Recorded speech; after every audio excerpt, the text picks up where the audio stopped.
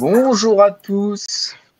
A priori, nous sommes en direct pour cette deuxième émission dédiée à la création libre avec le website builder Silex. Je suis accompagné donc d'Alexandre, le précurseur et créateur de ce formidable outil. Merci, merci Brice. Présenter, ou alors on attend un tout petit peu que les gens arrivent tranquillement. Ouais, c'est possible sur l'émission.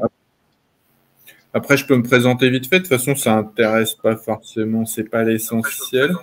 Alors attends, j'essaie de regarder en même temps s'il y a du monde. Mais ça marche, hein, le live. Hein. Ok. Je pense qu'il y a au moins Olivier qui nous a rejoint. Là. Oui, Claire nous dit qu'il y a un peu d'écho, mais c'est parce que tu regardais l'émission depuis ton téléphone ou je sais pas trop. Donc, je pense que c'est lié à ça. Et ma connexion. Connexion n'est pas folle, je pense. Ah, ça a l'air bon. Parce qu'Alexandre est un peu loin. Voilà, il aime bien. C'est un créateur qui voyage beaucoup. Voilà. Ça a l'air bon. Ok. Ah il est en train de tournoyer. Ah si, c'est bon, il se reconnecte. Voilà, ouais, j'ai peut-être pas une connexion suffisante, je sais pas, on va voir. Bon, en tout cas, moi je suis le développeur de Silex principal. En tout cas, il y a d'autres gens qui contribuent. C'est un logiciel open source, donc c'est un peu le concept. On fait ce qu'on veut avec. Si quelqu'un a besoin de quelque chose, soit il développe ce dont il a besoin, soit il le fait développer. Soit on a aussi un système de bounty, donc tout le monde peut donner un peu d'argent et puis après on essaiera de développer ce que les gens votent dans la roadmap. Et puis voilà, moi je fais partie du studio Internet 2000. On fait des sites éco-conçus avec Silex et avec Brice aussi du coup, avec Jonas que vous avez vu dans l'émission précédente peut-être. Et Silex, c'est un vieux logiciel déjà, ça a une quinzaine d'années, vingtaine d'années peut-être. Mais ça a évolué avec le temps, doucement mais sûrement. Et maintenant, c'est une vraie alternative pour des outils comme Webflow ou comme WordPress avec Elementor. Et quoi d'autre? Et ben voilà, je crois que c'est à peu près tout pour moi. Je te laisse te présenter aussi, Brice. Yes, je vais me représenter. Donc moi je suis Brice Martin. J'utilise Silex depuis le début quasiment. J'étais un peu bêta-testeur de l'outil d'Alexandre que j'utilise en effet via le studio Internet 2000 pour faire des sites éco-conçus. Et j'ai donc des casquettes de graphiste web, print et motion. Et donc, j'utilise Silex également pour faire de l'intégration de sites internet. Voilà, et je suis à mon compte depuis presque une dizaine d'années. Voilà pour ce qui est des présentations. C'est vrai qu'on est... Le temps file. Donc là, le but, c'est toi, tu nous présentes vite fait les bases de logiciel Silex qu'on a déjà un peu vu la dernière fois, mais avec un angle un peu différent peut-être. Et puis moi, pareil, je vais présenter comment on va un peu plus loin que les bases et comment on branche une source de données tiers, comme un CMS par exemple, ou un outil de gestion de contenu, et comment on fait des sites avec les données qui viennent de ces outils tiers, ce qui permet à vos clients d'éditer le contenu de vos sites. Voilà, donc commençons par le commencement. Oui. Et on entend ton chat derrière. Ouais, je suis désolé, j'ai plein de chats autour de moi. C'est un peu le chantier et du coup, voilà, on est un peu. Et je m'excuse par avance également. Je vais devoir partir pile. Je pourrais pas déborder sur le temps. C'est Alexandre qui terminera s'il y a des questions à la fin de la présentation. Alors voici donc l'interface. Le dashboard de Silex, c'est là où on va retrouver la liste de tous les sites sur lesquels on travaille. Ce dashboard est lié donc à mon compte GitLab, voilà, qu'on retrouve ici. Donc, ça permet du coup d'afficher vraiment juste les sites qui sont créés par Silex. Donc, là-dedans, oui, dans le dashboard qu'on a vu juste avant, pardon, on va peut-être revenir juste rapidement. Ça permet de les renommer, les dupliquer, les supprimer plus facilement que par l'interface GitLab. Voilà. On peut le faire également d'ici, mais je trouve que étant graphiste et pas trop à même de modifier des choses avec des lignes de code, je trouve qu'avec l'interface de Silex, c'est quand même plus pratique. Voilà, donc je vais en ouvrir un. Donc là, on va retrouver l'interface de Silex. Donc, sur un panneau de gauche, on va retrouver le petit plus, c'est tous les éléments qu'on va pouvoir ajouter à la scène. Donc, on va retrouver un outil texte, un container, images, vidéos, voilà, des composants un petit peu aussi différents pour aller un peu plus en profondeur. Voilà. On va retrouver également toutes les pages du site internet qu'on va pouvoir du coup éditer en leur donnant du coup un nom.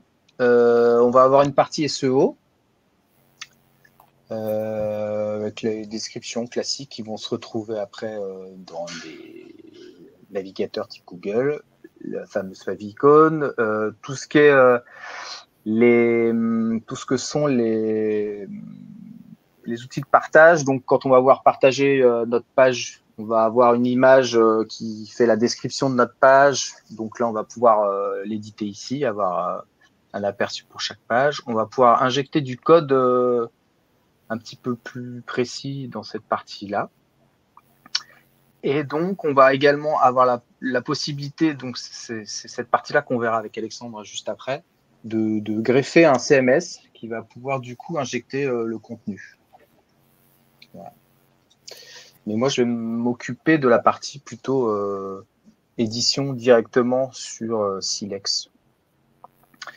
On va retrouver une partie avec l'ensemble des éléments qui sont présents dans Silex sous forme de calque. Voilà. Donc, soit on peut les sélectionner en allant directement dessus, soit on va pouvoir du coup les retrouver sur la gauche pour les sélectionner plus facilement. Sur la gauche pour les sélectionner. Alexandre, on a l'écho, Alexandre. C'est toi? Ah bon? Ok, ouais, c'est bon, excusez-moi. Alors, on t'entend, mais on nous entend en décalage avec le... Désolé, ok. Je sais pas. On a une question d'Olivier. Ah.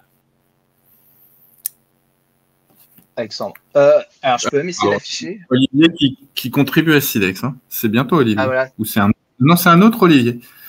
On pourrait alors connecter un WordPress headless et afficher le contenu dans Silex. C'est ça, exactement. Exactement, c'est ce qu'on va voir là tout à l'heure et c'est ce qu'on fait là chez Internet 2000 pour nos clients parce que bon, l'interface de Silex pour saisir 500 pages de contenu, c'est juste pas possible.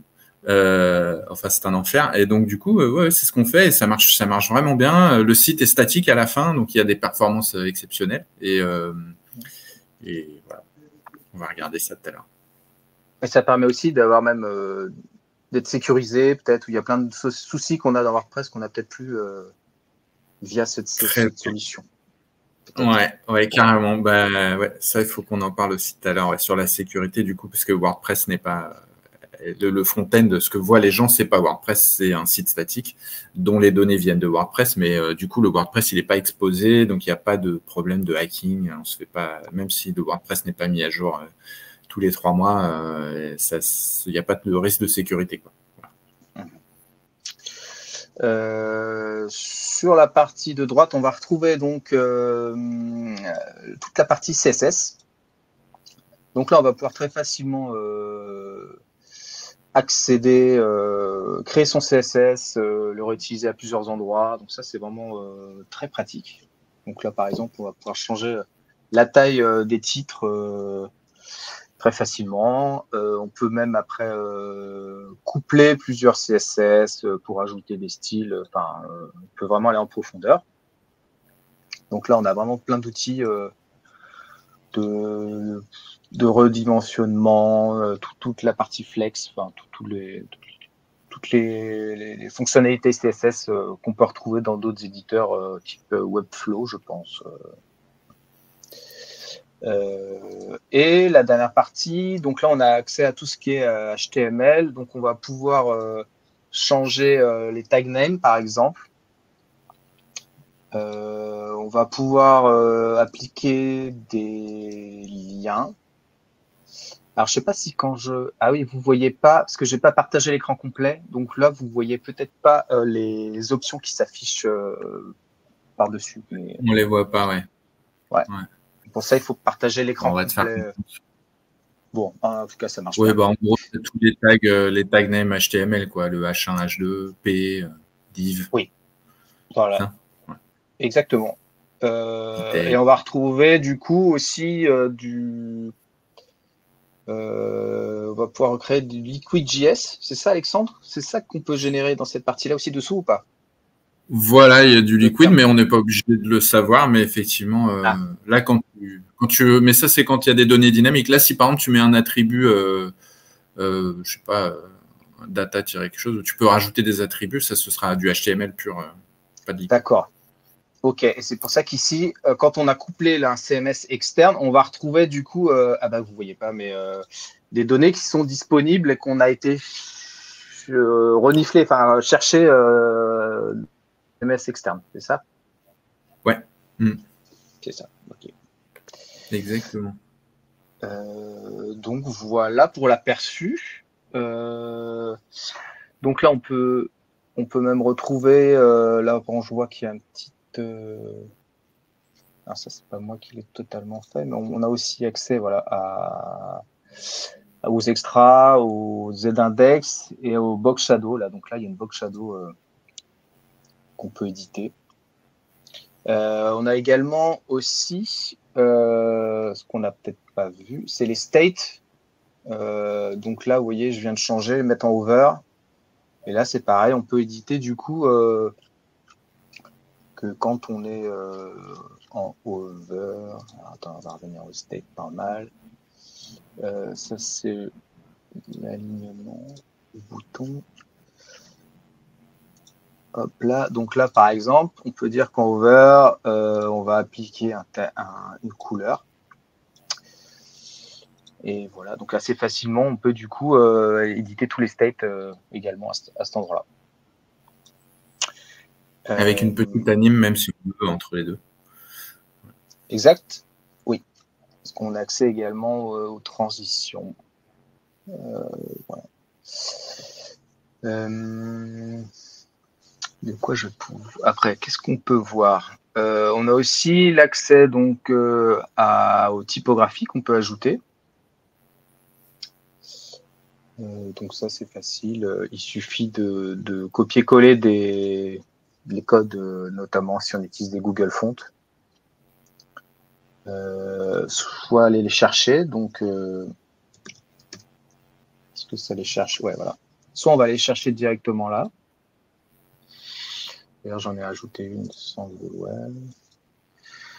Voilà. Et si c'est des fonts particulières, du coup, on peut passer par ce qu'on a vu tout à l'heure, le HTML head, où là, on peut injecter et rajouter des typos particulières. Et la partie settings, ça, c'est les settings de tout le site.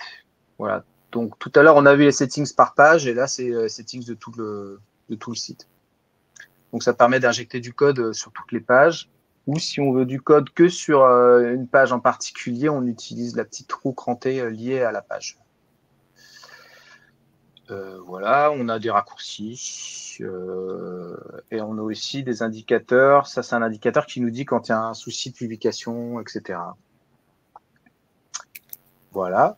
Donc, c'est assez rapide. Enfin, je trouve que ça fonctionne très bien. c'est un éditeur qui est assez performant. Donc là, en effet, tout ce qu'on va voir ici, on va le retrouver à la publication. C'est-à-dire que si on ajoute du contenu, tout se fera dans cette interface-là. Donc ça, c'est bien pour les sites type OnePage ou des sites assez... des petits sites, quoi, des sites vitrines, ça marche très très bien. Mais par contre, c'est vrai que si on veut avoir plusieurs sites, enfin un site avec vraiment beaucoup de pages, beaucoup de contenu, des clients qui sont pas, c'est-à-dire que si on donne l'accès au client, le client il va pouvoir à la fois changer ses photos, son texte, mais il va pouvoir également un peu tout casser, quoi. C'est-à-dire que s'il a tendance à vouloir cliquer partout, voilà, en gros ça s'adresse pas à tous les types de profils. C'est bien pour des petits clients qui sont un peu à l'aise avec ce genre d'outils, quoi. Voilà, on peut également dupliquer. Ouais, voilà, on a des outils pour revenir dans la hiérarchie, l'éditer, le supprimer. Moi, ce que je préfère, c'est les raccourcis clavier. Voilà. Raccourci clavier, c'est cool. Hein. Il y a ça marche plein bien. de raccourcis clavier. Et on va en mettre d'autres et ils marchent pas mal, ouais. Moi, je m'en sers pas mal. Bah, quand on l'utilise, tous les jours, c'est vrai que c'est quand même pratique. Ouais. Ce qu'on n'a pas vu également, c'est ce qui est vraiment très bien fait, je trouve, c'est la partie édition responsive. C'est-à-dire que là, donc là, le CSS, tout à l'heure, on a vu qu'on pouvait donc le retrouver sur la colonne de droite. Mais ici, en fait, on va pouvoir du coup éditer le CMS avec les fameux breakpoints. Donc, changer l'aspect du site grâce à ce petit onglet en haut à gauche. Là, par exemple, en desktop, on avait nos petits carrés qui étaient alignés. Donc, je pense qu'il doit y avoir voilà, un flex space between. Et donc, quand on va diminuer, on va pouvoir lui dire que à partir de mobile, on va se retrouver. Donc là, c'est en violet. Ça veut dire qu'il y a eu une modification du CSS. Et donc, on se retrouve, au lieu d'être aligné, on se retrouve en colonne. Et une fois qu'on a effectué ça, le CSS est mis à jour. Et du coup, ça permettra de assez facilement éditer tout type de desktop, enfin d'écran à la fin. Donc ça, c'est plutôt très cool aussi. Alors, en effet. et voilà. Et alors là, on a encore une question. Puisque j'arrive à l'afficher. En effet, quand on veut éditer un breakpoint en particulier, comme 460 pixels, eh bien là, on passera plus par les 4 pré-réglages de silex qui sont à gauche, ou à gauche. On va passer du coup par, si c'est sur tout le site, on va passer par le code de tout le site. Et là, du coup, on pourra ajouter nos media queries particulières à cet endroit-là, en fait. Et ça s'appliquera sur tout le site. Voilà. Et du coup, on peut même récupérer le CSS et appliquer du coup des formats particuliers en fonction des écrans. Voilà. Parce qu'en fait, on peut pas éditer les 4 pré-réglages là-haut. En fait, ils sont de base. Mais si on veut plus, eh ben, on passe par le head. On a, oui, aussi là-haut, c'est pour cacher du coup les. Ah oui. On peut afficher ou pas les lignes. Je sais pas si vous les voyez, mais donc là on peut cacher les lignes d'aide. On peut également afficher le site en plein écran. Et ça, je ne connais pas. C'est pour copier. Ah ouais, c'est un raccourci copier qu'on retrouve ici. Je pense. Copier, coller. Et là, on a l'outil publication. Donc, une fois qu'on a fait toutes nos modifications, qu'on est content de notre site, on va pouvoir du coup le publier. Donc là, en fait, ça va publier sur GitLab. C'est ça, ça va créer une page sur GitLab.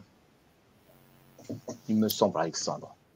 GitLab Page, ouais, exactement. Donc c'est un hébergeur en fait, GitLab Page, qui est basé sur le logiciel GitLab, qui est open source. Et tout est gratuit. En fait, c'est leur business model est vraiment clean. C'est juste si jamais, par exemple, nous, en l'occurrence, chez Internet 2000, on utilise beaucoup ça. Donc, on a beaucoup de builds, beaucoup de sites en permanence qui sont construits. Du coup, ça utilise... On peut, à ce moment-là, commencer à payer, mais bon, pour un freelance, par exemple, ce sera toujours gratuit, quoi. Et ce qu'ils font payer, c'est le nombre... Le temps utilisé pour build le site, pour créer, pour mettre en ligne, en fait. Donc, mais l'hébergement, lui, est totalement gratuit. On peut mettre des noms de domaine perso, enfin custom, et puis on peut, il n'y a pas de pub, le truc, il n'y a pas de tracking, il n'y a pas de truc bizarre, quoi. C'est l'open source. Voilà. Et ben ça y est, c'est publié. C'est publié. Et puis ça marche, surtout ça marche très, c'est très rapide. Enfin, je trouve que GitLab, ça fonctionne quand même super bien. C'est fait pour. Ouais. Ouais, et il y a également tout un système de backup, de toutes les modifications sont. Il y a un historique des modifications. On peut revenir vraiment. Enfin, il y a déjà des outils de base qui sont inclus dans le GitLab qui sont pratiques. Voilà. Ouais. Et puis pour y accéder, suivre le lien qui est là, mais on n'est pas obligé. Ceux qui veulent pas voir ce qu'il y a derrière la publication, ils sont pas obligés de suivre ce lien. Mais si on suit ce lien, on arrive là. Effectivement. Et là, on voit tout ce qui a été fait pour mettre en ligne le site, quoi. Voilà. Et à chaque fois que c'est mis en ligne, tac, on voit un petit truc en plus. Enfin, bon, après, là, ça ouvre d'autres possibilités. Normalement, c'est pour les développeurs. Hein, donc, c'est... Ah, ok. Donc là, on voit tout ce qu'on a, toutes les publications qu'on a lancées. Moi, j'avais fait un test avant pour voir si ça marchait bien. Donc là, c'est le deuxième. Et on a également accès à cette page. Donc ça, c'est cette page, si j'ai bien tout compris, c'est la page ici qu'on retrouve le lien ici dans GitLab. C'est ça. Voilà. Voilà. Et donc, ça pointe. Site en ligne, quoi.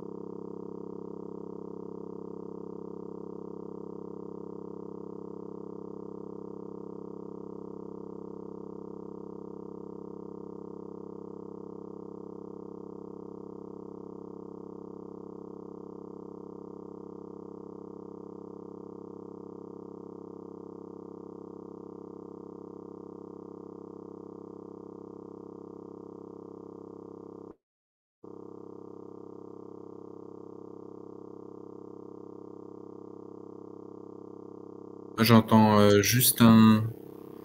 Alors, je croyais que c'était moi, c'est pour ça que je me suis déconnecté. Est-ce que vous m'entendez, vous? Si quelqu'un peut me dire dans le chat si vous m'entendez. Ah, merci. Ok. Eh ben... En plein vol, Brice a été... Ah non, on entend toujours grrr comme ça, là.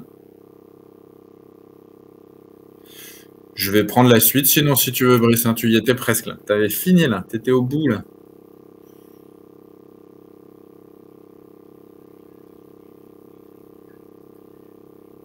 Un nouveau casque pour Brice, ouais, ce serait bien, ça, quand même. On va tous...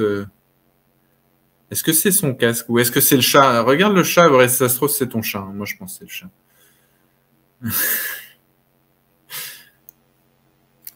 Alors là, pour le coup, tu as ton micro qui est coupé.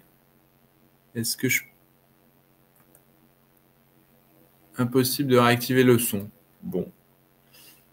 Eh ben, ça va être une démo sans son. Alors, je vais prendre la main, si tu veux. Pum, pum, pum. Donc, c'est parti. Je vais partager, moi, mon écran. Hop. Voilà. Là, normalement, vous voyez mon écran. Et j'espère que tout va bien. Ok. Alors, bon, dites-moi dans le chat s'il y a un problème. Et moi, je vais pour reprendre là où Brice avait fini peut-être ou pas. Donc, ce que montrait Brice, c'était la version publiée du site, donc grâce à GitLab Page, tout ça. Moi là, je repars de là où Brice a arrêté, et ce que j'ai fait, c'est que j'ai rendu ce site-là dynamique. Donc en vrai, il reste statique, c'est-à-dire qu'à la fin, on ne publie que des fichiers, et donc il y a des bonnes performances, il n'y a pas de problème de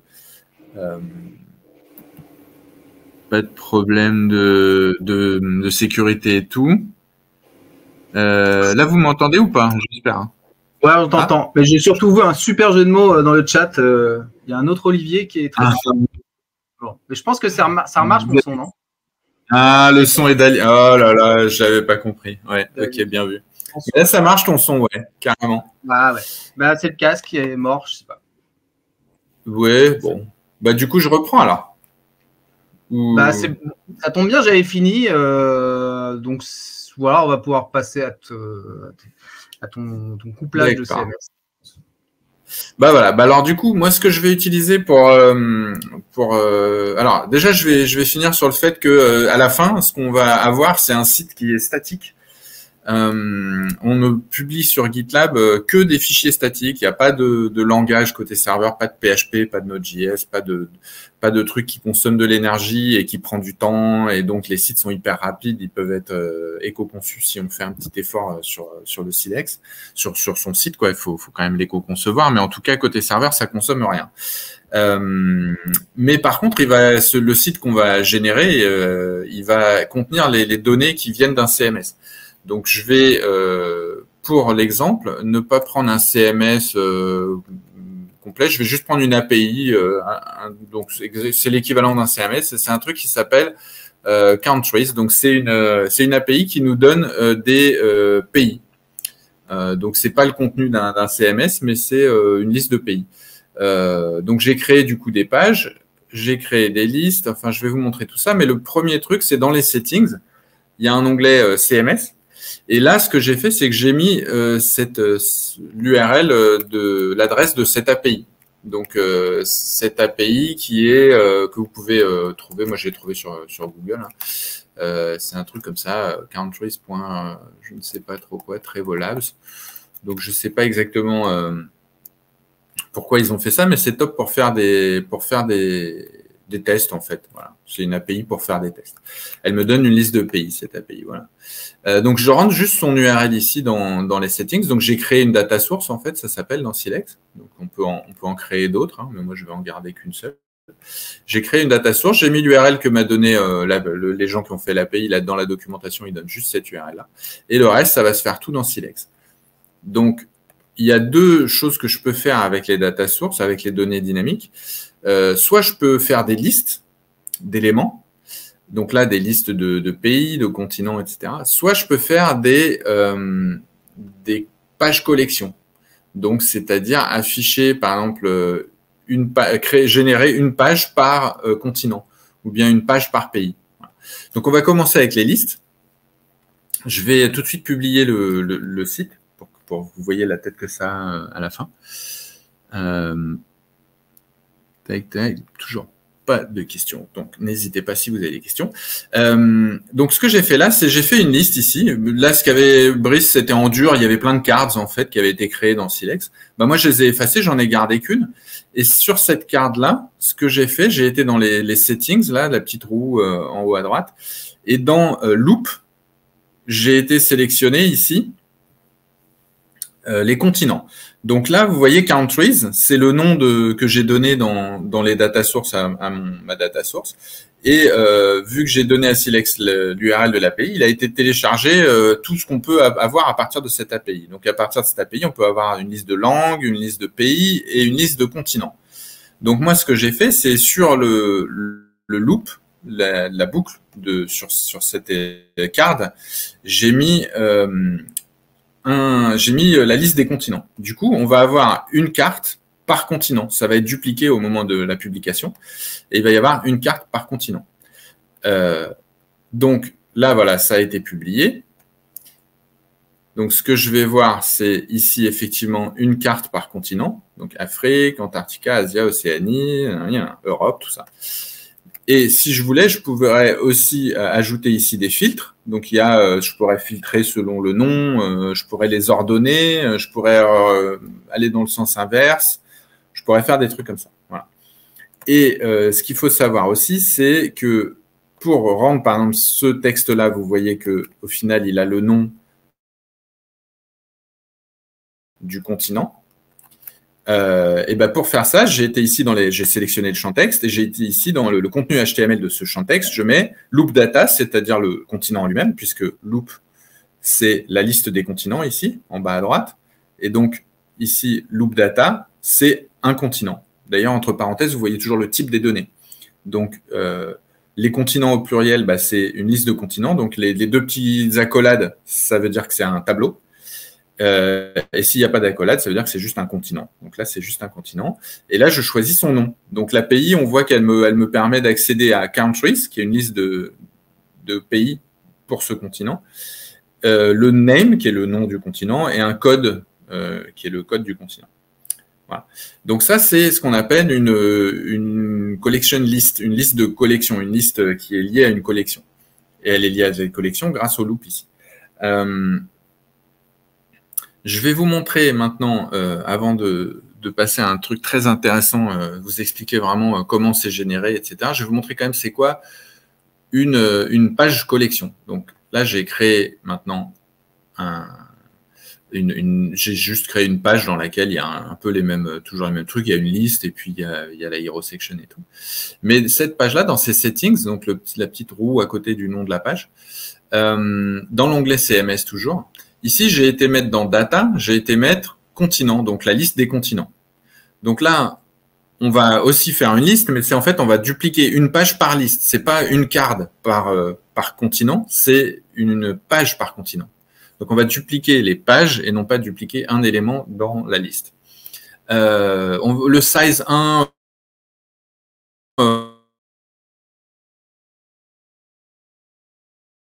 Bon, mais c'est intéressant aussi, c'est pour faire de la pagination et tout. Mais là, il y a deux trucs vraiment importants à comprendre. C'est qu'ici, je vais sélectionner une collection dans ma data source. Donc là, j'ai sélectionné la liste des continents. Et le deuxième truc à comprendre, c'est le permalink. Donc le permalink, c'est ici, on est sur / on est sur la home. Si on va là dans un continent, moi, ce que j'ai fait, c'est que ça va aller sur /Africa, par exemple.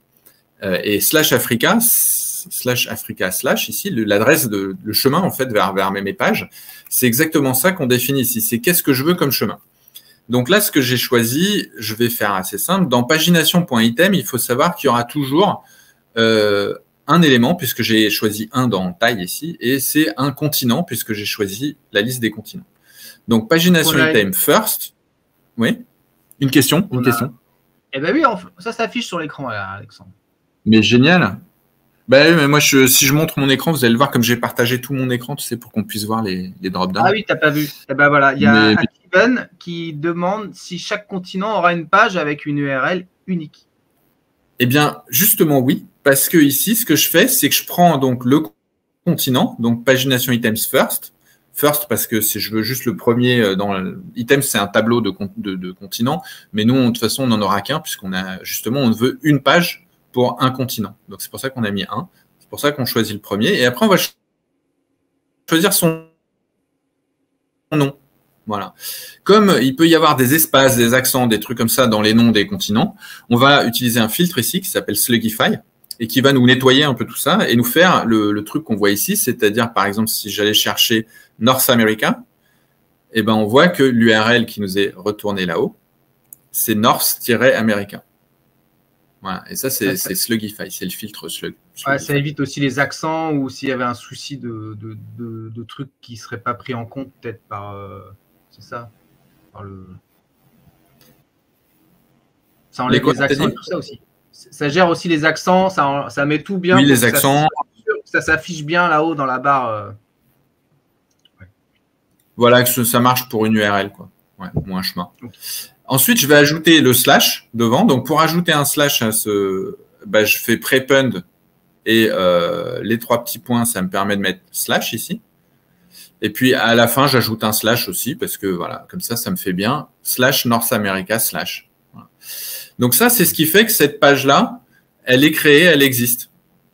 Ce qui fait qu'ici, je vois North America, le nom North America dans la page, c'est qu'en fait, dans cette page-là, ici, sur ce champ de texte, j'ai mis dans le HTML content, pagination items first. Donc ça, c'est toujours pour récupérer le premier élément. Et là, il n'y en aura toujours qu'un seul, encore une fois, puisqu'on a décidé d'avoir une page par continent. Et on récupère son nom. Et cette fois, je ne mets pas le filtre Slugify, je ne le mets pas. Parce que je veux vraiment le nom avec l'espace et tout, tel qu'il est donné par l'API. Voilà. Et c'est comme ça que j'ai ce nom North américain. Et c'est comme ça que j'ai aussi en Europe tous les pays, enfin le nom Europe. Et après, j'ai une liste de pays ici. Et ça, c'est pourquoi? C'est parce que ici, dans cette page qui représente un continent, j'ai mis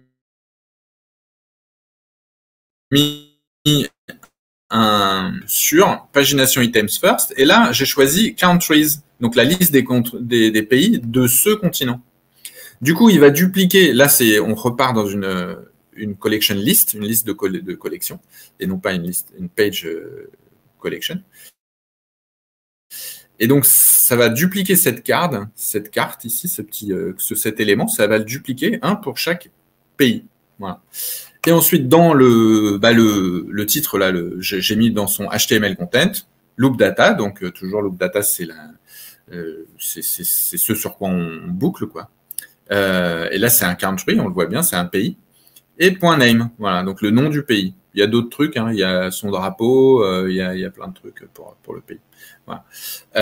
Et donc ça, c'est ce qui fait qu'ici, j'ai le nom du pays.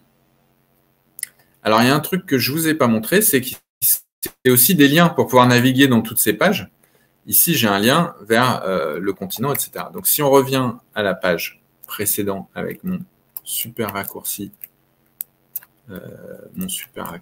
voilà, la page que je vous ai montré tout à l'heure, là, j'ai mis sur cette carte, en fait, j'ai mis un lien aussi, vous voyez. Donc, j'ai fait comme Brice, il a fait tout à l'heure, j'ai mis URL, ici. Mais dans l'URL, j'ai pas besoin de renseigner quoi que ce soit, parce qu'en fait, je vais faire ça dynamiquement dans Attributes. Je mets l'attribut href, qui est ce qui permet de faire des liens, et je lui mets loop data, name, donc le continent, d'accord, son nom,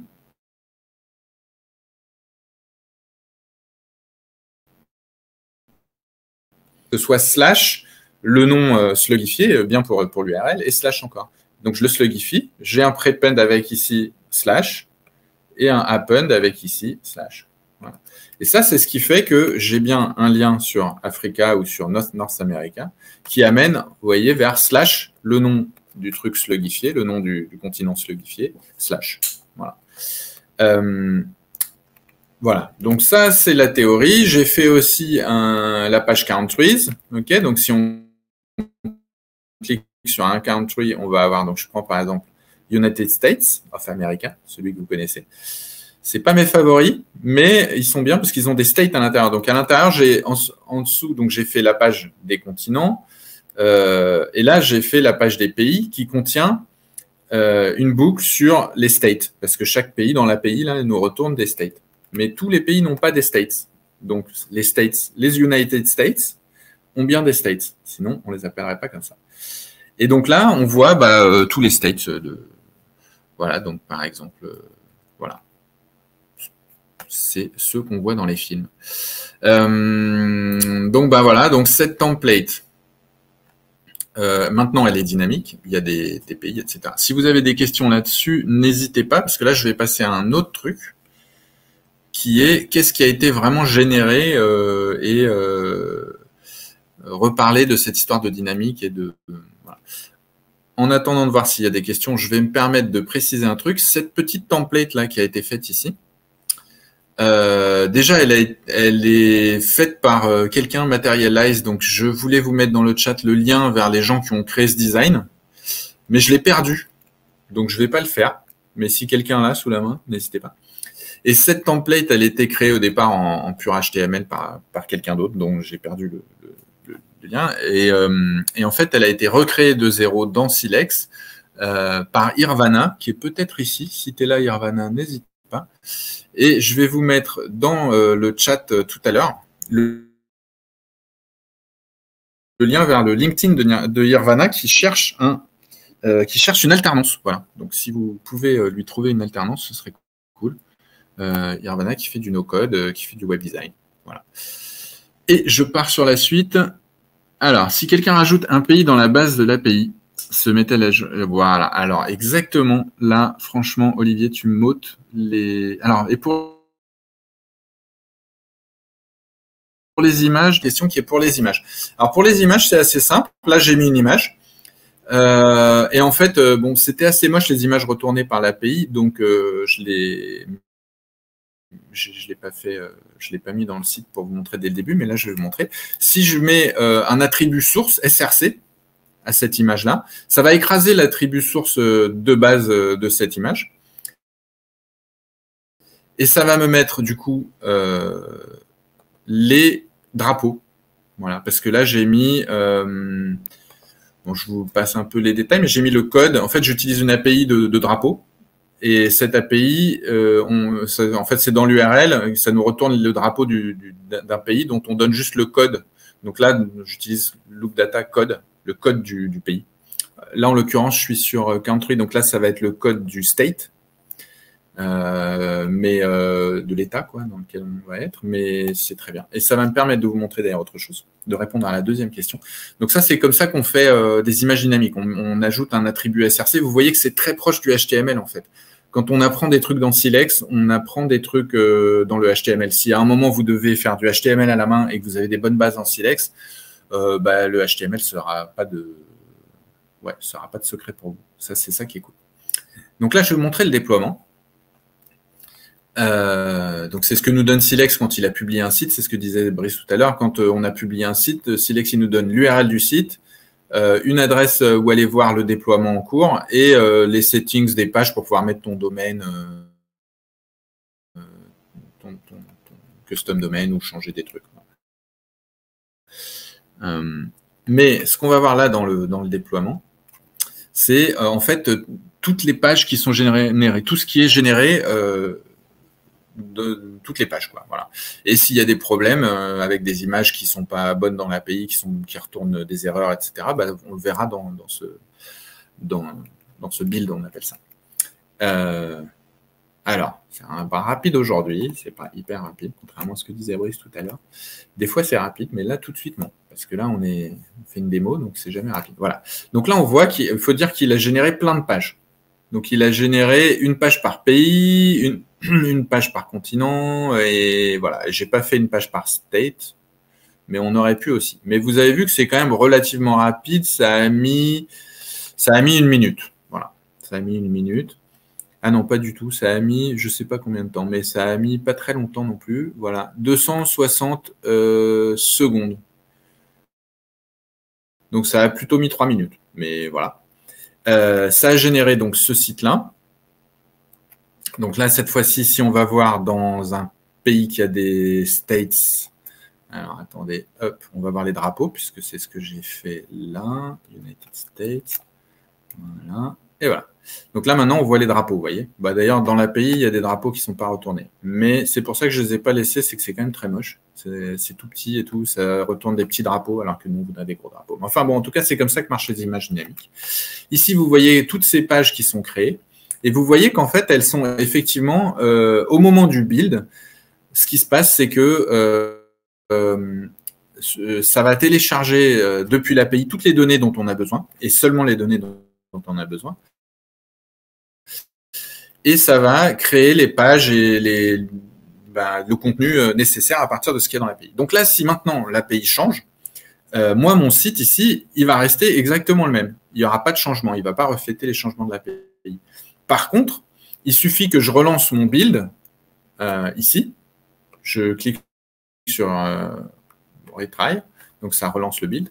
Ou bien, il y a d'autres moyens de le faire automatiquement, c'est-à-dire dès que l'API change, il va falloir que ça relance un build. Et là, en 3 minutes plus tard, après le changement dans l'API, eh ben, on aura le site qui sera live avec les nouvelles données de l'API. Donc, je prends l'exemple de WordPress.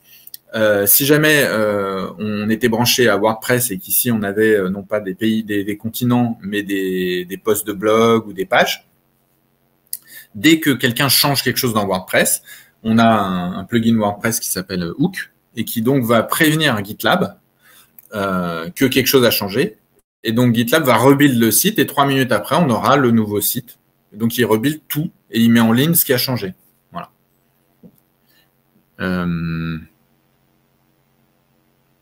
Voilà. Pourquoi c'est important tout ça? Pourquoi est-ce qu'on ne fait pas à chaque fois que quelqu'un interroge la page, comme dans WordPress, c'est ce qui se passe. À chaque fois que quelqu'un interroge une page, il va interroger la base de données, il recrée la page et il nous affiche la page à jour. Sauf que de faire ça, c'est pas du tout efficace. C'est-à-dire que ça prend beaucoup d'énergie. Ah, ok, cool. Ça prend beaucoup d'énergie et ça fait des sites qui non seulement sont lents, mais en plus des sites qui sont pas bons pour la planète, parce que on le sait peut-être pas trop, mais j'en profite pour le dire, mais Internet, notre utilisation d'Internet et la manière dont Internet est fait pour l'instant, c'est dramatique pour la planète. Ça consomme énormément d'énergie, des villes entières de data centers. Et alors qu'on pourrait, en faisant des trucs comme ce qu'on fait nous, c'est-à-dire ce qu'on appelle le web statique, on pourrait économiser énormément d'énergie. Voilà. Il y a un autre avantage, c'est que du coup, il n'y a pas de langage serveur, donc on ne peut pas hacker. Le site qui est là pour le hacker, c'est juste pas possible. Il faut hacker GitLab. Il faut hacker notre compte GitLab. Donc là, il y a de la double authentification, il y a des trucs et tout. C'est juste hyper secure. Et il n'y a pas de langage côté serveur. Donc même si je le hack, je pourrais pas faire un truc qui envoie des mails. Je pourrais pas infecter la machine. Je pourrais pas faire ce que font en général les hackers avec des WordPress qui sont pas tout à fait à jour, en suivant un petit tutoriel sur comment hacker WordPress. Et donc, le résultat, c'est ça. Donc là, ce site-là, c'est de la template qu'a fait Irvana. Elle l'a pas du tout optimisé. Elle a juste fait ça pour s'entraîner, pour apprendre Silex. Et déjà, ça nous donne des performances qui sont vraiment très, très bonnes au niveau des performances. Voilà. L'accessibilité est pas bonne parce qu'on n'y a pas passé du tout de temps, mais évidemment, il faut le faire quand on fait un vrai site, il faut le faire. Et puis le SEO, on n'a pas mis toutes les balises SEO nécessaires, donc forcément, c'est pas bon. Mais en tout cas, la performance est bonne dès le départ. Quand je parle de balises SEO, je parle de ce que vous a montré Brice tout à l'heure, là, ces trucs-là, title, description, etc. Je parle aussi pour une image d'une balise alt, donc il faut aller dans les attributs et faire alt, c'est important pour l'accessibilité et pour le référencement. Donc, je fais alt et puis là, je mets un texte genre image de je sais pas quoi, mais du coup, comme c'est une liste et qu'elle est dynamique, je vais avoir 10 images avec la même description, donc c'est pas bon. En général, je fais expression et là, je vais y mettre par exemple le nom du continent.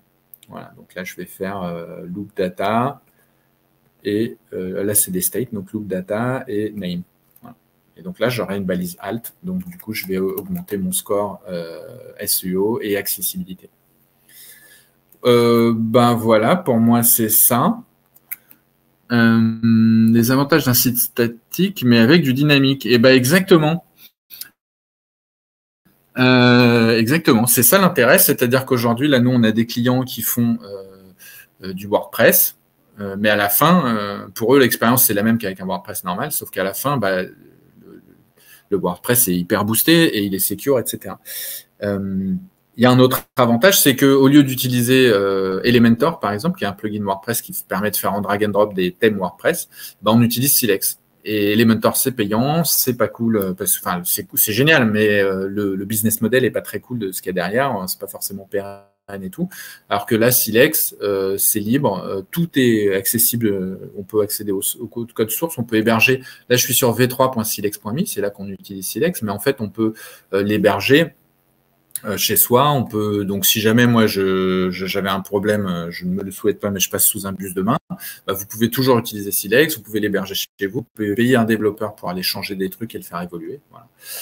Si aussi ça vous plaît pas un truc, bah, vous pouvez forker Silex et tout. Là, je vous donne cet exemple-là. Nous, chez Internet 2000, donc le studio web, on a notre version de Silex, on a notre hébergement de Silex. C'est exactement le même code qui est derrière, mais il est sur nos serveurs. Du coup, on maîtrise les coûts, etc. On a pu optimiser des petits trucs. Bon, voilà, on a fait des plugins qui sont aussi open source, mais qui ne sont pas forcément là sur v3.silex.me. Et voilà. Et puis, c'est privé, c'est chez nous. Pour nos clients, c'est mieux. C'est sur notre URL plutôt que sur v3.silex.me. Et ben, c'est pas mal. Est-ce que quelqu'un veut rajouter quelque chose? Silex, en open source complet? Oui, bien sûr. Non, pas de freemium chez nous. C'est libre. Ça fait 20 ans que c'est comme ça. Il y a eu plein de phases, évidemment, mais c'est le seul point commun avec le premier Silex, c'est quand même que c'est tout totalement libre. Ouais. Pas de freemium, surtout pas d'open core, qui est une sorte de freemium qui est pas très cool comme business model, parce qu'ils disent qu'ils sont open source alors qu'ils ne le sont pas. Là, non, là, tout ce qu'on fait est libre et open source, quoi. Voilà. Il n'y a personne qui monétise vos utilisateurs ou qui vous monétise vous en tant qu'utilisateur. Nous, notre business model, c'est de vendre des sites internet éco-conçus, donc on utilise Silex pour ça. Il y a Olivier, par exemple, qui est là et qui est contributeur de Silex. Donc lui, il apprend plein de trucs. En ce moment, il est en train de révolutionner le FTP dans Silex, et puis il fait son truc à lui. Et puis voilà, Brice, lui, pendant longtemps, il a fait des sites pour lui, pour des clients, pour des assos, pour plein de trucs, au Luxembourg ou ailleurs, ou en France.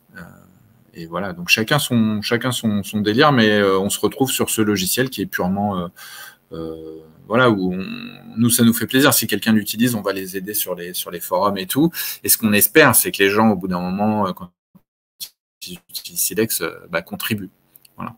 Donc, il y a de la contribution. Il n'y en a pas encore assez pour que ça puisse avancer vraiment plus vite, mais je pense que ça va venir maintenant là, avec la V3 de Silex qui est toute neuve. Il y a de plus en plus de gens qui l'utilisent. Donc, je crois que là, on est sur une voie montante. Donc, on compte sur vous pour contribuer un petit peu si vous utilisez Silex et si c'est intéressant pour vous de contribuer pour apprendre des trucs ou autre. Je pense que c'est bientôt l'heure. Et donc, j'ai mis quelques liens utiles. Je sais pas ce que c'est, mais en tout cas, c'est bientôt l'heure.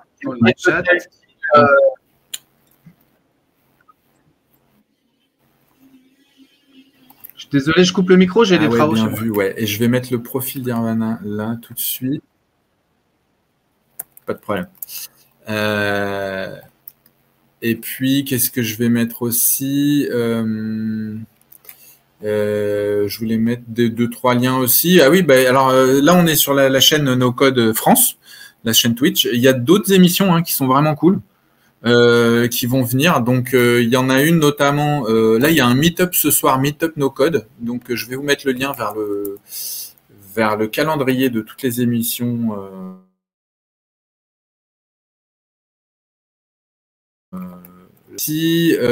Un truc demain matin qui est live, parce que le Meetup No Code, je sais pas où il est à Paris, mais c'est ce soir. Mais sinon, demain matin, il y a le live, il y a la matinale d'Alexis sur le No Code et l'intelligence artificielle. Donc, c'est à 8h demain matin. Et à midi demain matin, c'est le No Code pour les assos. Ça, c'est cool. Et il y a un It's Time aussi à 13h. Voilà, je vous donne des heures. Vérifiez-les sur le calendrier là que je vous ai mis là. Parce que en fait, moi, je suis à l'étranger, donc je ne sais pas trop si c'est les bonnes heures chez moi, chez vous, qui s'affichent. Et quoi d'autre? Ouais, Olivier qui nous parle de son projet. Surtout, n'hésitez pas à nous parler de vos projets aussi. Là, les émissions en live comme ça, c'est le moment. Ouais, ok. Super, on est vraiment content de t'avoir, Olivier. C'est une bonne énergie et en plus, ça fait avancer le truc, donc c'est cool. Et j'en profite aussi pour dire, là, cette émission-là, elle aura lieu maintenant le vendredi à à 13h, à 12h15. Enfin, le vendredi, en tout cas. On vous l'annonce sur LinkedIn. On va changer d'heure. Voilà. Peut-être 14h15. Voilà, c'est pas mal déjà. Peut-être 14h15. Je ne sais plus. 14h15. Midi. Début d'après-midi. Voilà. Peut-être. Voilà. Si, sûrement. Ça marche. Voilà. Merci de nous avoir suivis. On est bon. Eh oui. Et à la prochaine fois alors. Voilà. À la prochaine. Salut.